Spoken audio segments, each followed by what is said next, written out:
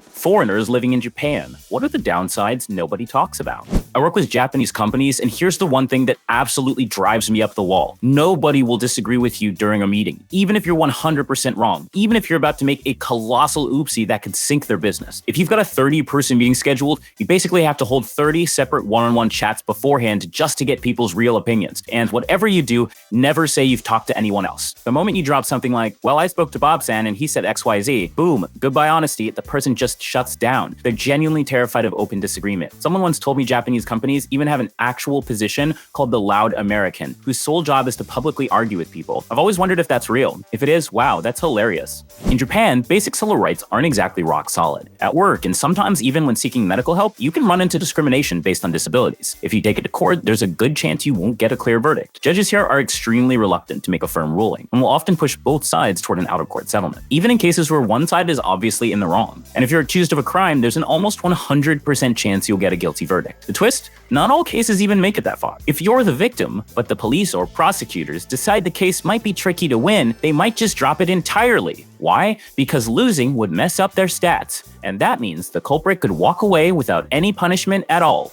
I've been living in Japan for 12 years now, and one of the hardest things for me is the lack of truly close connections. In the local culture, curiosity is often seen as intruding on someone's personal space. It's considered polite to not pry. In practice, this means conversations rarely go beyond polite small talk. People almost never invite each other over. Any meetup has to be scheduled in advance and feels more like an official event than a casual hangout. It makes it really hard to actually get to know someone or feel any emotional closeness. It's exhausting. From a young age, people here are taught to maintain flawless surface politeness and to hide what's going on inside. When I lived in Tokyo, I noticed the Japanese language itself seems to reinforce, maybe even create, this hierarchy of social distance. There are specific words for different levels of friendship, and they don't just describe how close you are, they dictate how much of your real self you're allowed to show. I've noticed people from less wealthy or less formal backgrounds in Japan are often more relaxed and genuine in conversation, maybe because they've had less pressure to follow every Confucian social rule since childhood. And in Japan, things generally fall into three categories: done amazingly well, stuck in ancient times, or just plain weird creepy. Case in point, I once saw a documentary about photo sessions with girls dressed in questionable cosplay and posing in suggestive ways. The director asked one photographer, "What would you do if one day you saw your own daughter in photos like these?" The man went silent for a long moment and finally said he'd probably just, yeet himself out of existence. Also, fun fact, if I'm not mixing it up, I think that film was called Lulu Ichiruru. Salaries in Japan, even factoring in the cost of living, they're low. It was the best year of my life in many ways. I learned a ton, but some months it was heckin' hard to make the budget work. That's why Nintendo released the Switch 2 in Japan for $345, while everywhere else it's $449, converted at the current exchange rate. They figured Japanese consumers simply wouldn't justify spending $500 on a console because wages here are that much lower. I have a Vietnamese friend who grew up in Southern California, then moved to Japan for work. Back home, he thought SoCal had its share of casual racism, but compared to Japan, that was nothing. Here, many people assume Vietnamese folks are mostly uneducated migrant workers,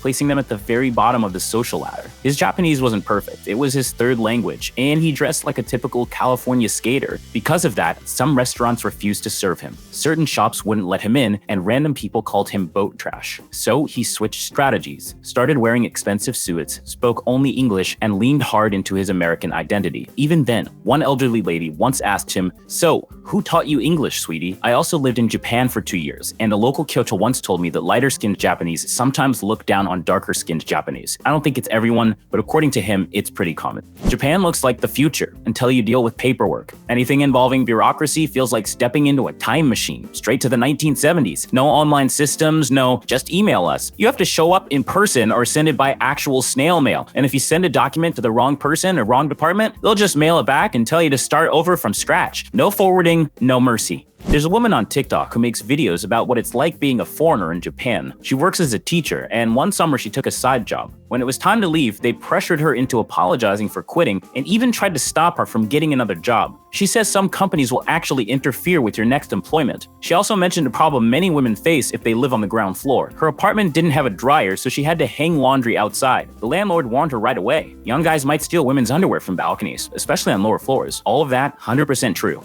Japan can be such a strange mix. I've seen videos where people leave their stuff outside shops overnight without fear because stealing is seen as deeply dishonorable, so no nobody does it. But then they'll steal underwear off balconies. Many of these contradictions come up often, but here's what stands out to me. An absurd work culture where effort theater matters more than actual results. Cheating is often treated like no big deal. I had a coworker whose wife gave him just enough cash for lunch to keep him from spending money at jiggle joint clubs. He'd eat cheap noodles to secretly save up for those trips anyway. Xenophobia can be a real surprise for white folks who never expected it. Trash sorting rules so strict it feels like you're prepping for a PhD defense. If you break even a tiny social rule, people will politely pretend you don't exist. When I came back from the military, I had major culture shock. The biggest surprise? How indirect Japanese people can be when they're unhappy about something. Here's my personal list of fun downsides. I'm 190 centimeters tall, and I hit my head on door frames and train handles almost daily. Now I always do a clearance check before walking through. In offices and schools, you take off your outdoor shoes, and the provided slippers never fit me, so I have to carry my own. Dentists often stretch a single tooth treatment into multiple visits, and the quality, let's just say, questionable. Some folks stare at you like you're the first foreigner they've ever seen. Once a group of high school girls pretended to join an English lesson just to snap a photo of me under the desk and run away giggling. My reading body language skills are useless here. Someone could dislike you and you never know, or like you a lot and only show it the day you leave with a surprise gift. There's a local concept of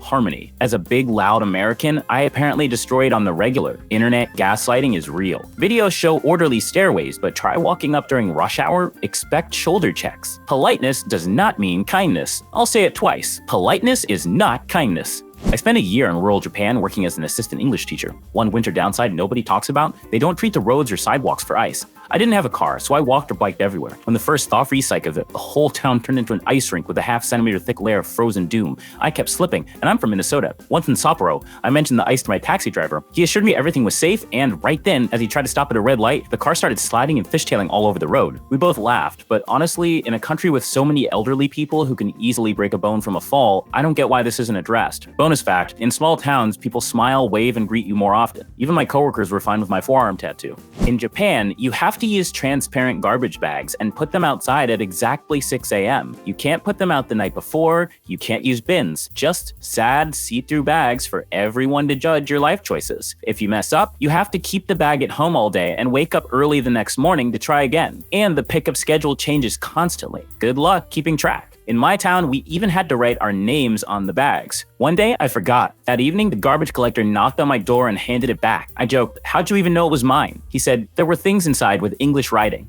Japan is a country of contrasts. Leave here long enough and the shiny surface starts to fade. You notice things you couldn't see as a tourist. Most Japanese people are respectful, kind, polite, and genuinely curious about other cultures. Traveling here feels safe and strangers treat you well by default. But underneath, there's deeply rooted misogyny, racism, and ageism. It doesn't always show in daily interactions, but once you live here for a while, you see how it shapes everything. One unspoken rule: the woman serves tea for guests, no matter her position. I was in a meeting where the department head, a woman, poured tea for the men. The only time I saw a man do it was when no women were in the room and they gave the job to the youngest guy. Racism in Japan often shows up as this wide-eyed, almost childlike curiosity. If you look different, people might gush, "Wow, you can use chopsticks," or "You speak Japanese?" On the surface, it's harmless, but over time, it wears you down. And when you deal with bureaucracy, getting a driver's license, opening a bank account, buying a car, applying for jobs, you start hitting the systemic kind of racism. Many Westerners love Japan's precision: perfect trains, polite shop staff, flawless queues, quiet public spaces. But all of that runs on extremely strict social rules. You're expected to perform flawlessly too, so those trains stay on time and that public silence stays intact. As they say here, the nail that sticks out gets hammered down.